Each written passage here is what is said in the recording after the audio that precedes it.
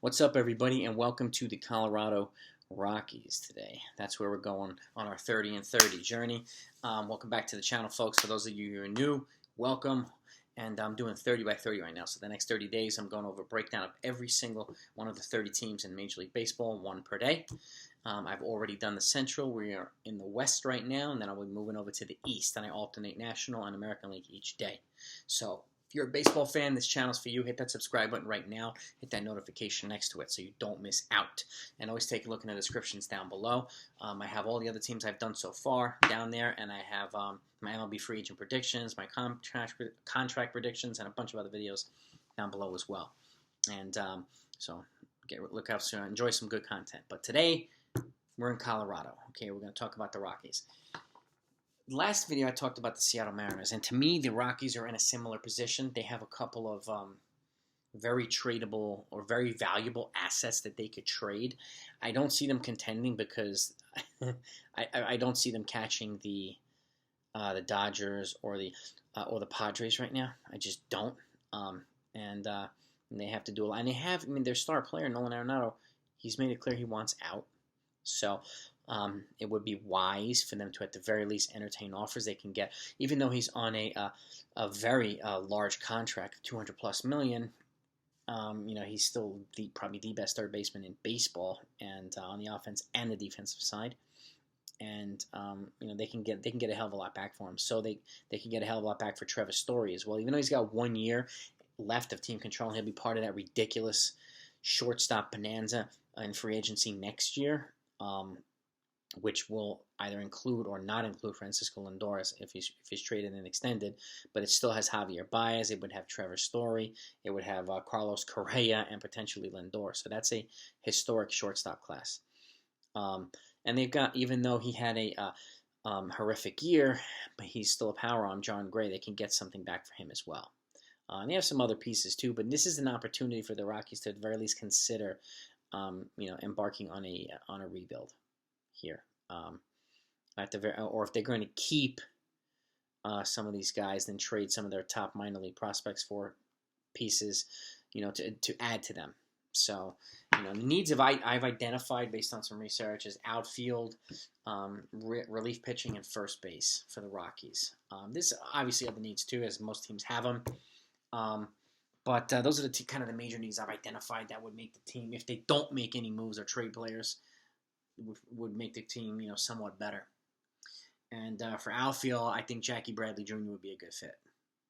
You know, and I'm talking about what I think they should do, and then I'll go over what I think they'll actually do. Jackie Bradley Jr. would be a good fit there. You know, he's not a bomb hitter, but or I mean, George Springer would be a good fit too. But I can see somebody like a Jackie Bradley Jr. who would not cost as much. You know, if they want to re-sign Trevor Story next year, he's going to cost a lot of money, so I can't see them bringing in the Springer now and then re-signing Story later. Jackie Bradley would be in a much more reasonable contract, and again, he would be able to spray balls everywhere, and he can cover a lot of ground. So, solid contact hitter would be a good addition to the lineup. He comes from a winning programs over in Boston, and he's got playoff and championship experience, which he can bring there that they don't currently have. So, I think he'd be a good fit in the outfield. But a relief, I could see somebody like Keone Kela, or you know, or even a Blake Treinen, or somebody like that, or making a trade for somebody like Craig Kimbrell. As crazy as it might sound, he's got 1 year left, but they might be able to, you know, swap out an onerous contract. They might be able to send John Gray or something, or some other player over there. Even though it won't make much sense to swap a starter with a reliever, but I think they're both in a position for a change of scenery. And Gray behind Darvish and some of those other guys, you know, would probably do better in Chicago. And I think Kimbrell, even though, you know, maybe going to the Rockies isn't the greatest idea, I think his pitching repertoire would actually bode well in Colorado. So, and he's on a ridiculous, he's got a $16 million option for 2021, but that's kind of an outside of the box trade. But you could also trade John Gray for some offensive players as well.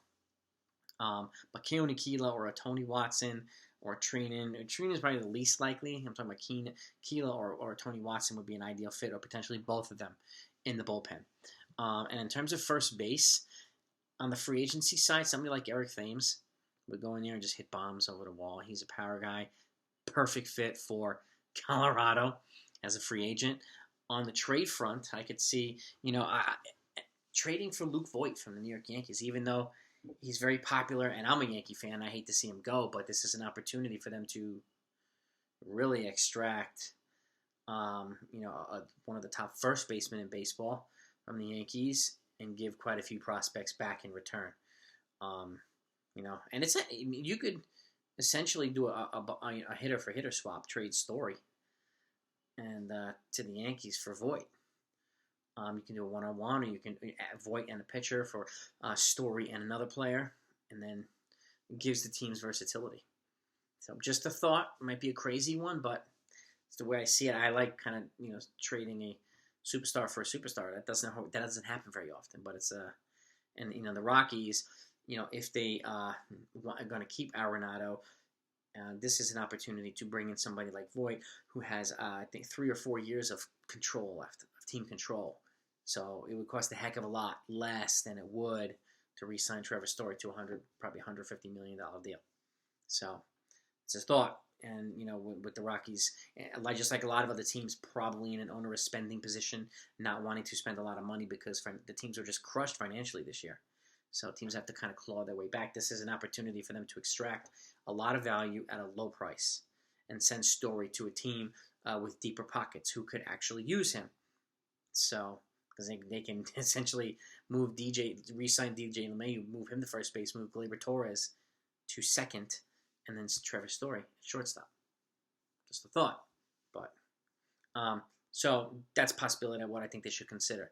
But the more likely side would be them bringing in somebody like an Eric Thames on my prediction side. And somebody like that would be, on the free agent. They don't have to give up somebody. And if you add Thames to Story and Arenado, now you've got a pretty fierce three tripod right there in the lineup. So, and I could see them bringing in somebody like Adam Eaton. My predictions in outfield. Versatile still. He played well with the Nationals. Clutch hitting. He can bring some of that veteran championship caliber, experience to Colorado. And imagine if they brought in Thames and Eaton. That would be a nice offseason for the Rockies, especially if they kept those other guys. And they're in a position to either add to what they have or trade what they have to restock a lot of stuff. So they can get a lot of prospects too for a Story, or they can get somebody like Voit with team control. And at the very least, he's a proven hitter. He's an MLB home run leader, and he's on the cheap. Prospects, you never really know. So, but bringing in somebody like Thames and Eaton, you add him to Arenado and Story. And now you have a solid 4 to go with a lot of the other players that they already have. And on the bullpen side, I could see the Keone Kela, somebody like that, or Joaquin Soria, somebody like that as well. So that's what I have for the Rockies. They're kind of an interesting position. They're kind of like Seattle. I said it in the last video, and a couple other teams. They can either, I see teams bringing in a lot of, players that are going to be, here for a year or two. Instead of investing $150 million on one person, they can bring in 5 guys at a couple of million each and fill a bunch of holes for 1 or 2 years, and then be in a position again to either re-sign Story and then put him with Arenado for the next decade, or move on. But at the very least, they're not committing a lot of long-term money. But I could see them again trading a John Gray right now and trading a Story because they have 1 year control left. And even though John Gray had a terrible 2020, he's still a power arm, and they can still get a decent package back for him. So they get a crazy package, or a much better package back for Story. So that's where I see the Rockies in the position that they're in. I enjoy watching them play well. I want to see them play well, but they're in a spot right now where they have to decide whether to add to what they have, or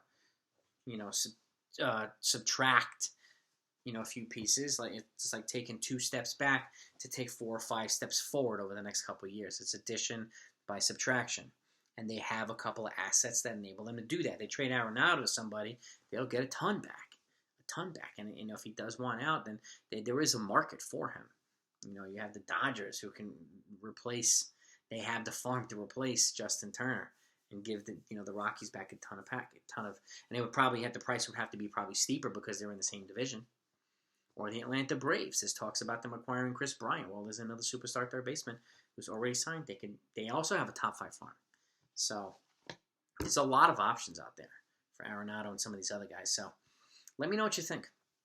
Put your comments in, put your feedback in the comments down below. If you have better, different ideas, let me know what they are. Think I'm crazy? Tell me I'm crazy. But hit that thumbs up before you head out. It's really helpful to the channel. And hit that subscribe button as well if you haven't done so yet. It's really, really helpful to the channel. And let me know that you sub in the comments so I can personally thank you. I appreciate everybody's support. So, and you folks are what makes this channel great, or what make this channel great. And I want to continue making it a really great channel. So I want to make it into one of the best channels out there. And we've started to really take off now. And that kind of milestone, let's say it's about 2,500 subscribers. We're at about 1,400 now. So it's really starting to take a life of its own. I think I have you folks to thank for that. And so stick with me, because the next video, I'll tell you exactly where we're going to go. We're going to talk about the Rangers and their new ballpark. So be safe, look out for each other, and I'll see you in Arlington, Texas.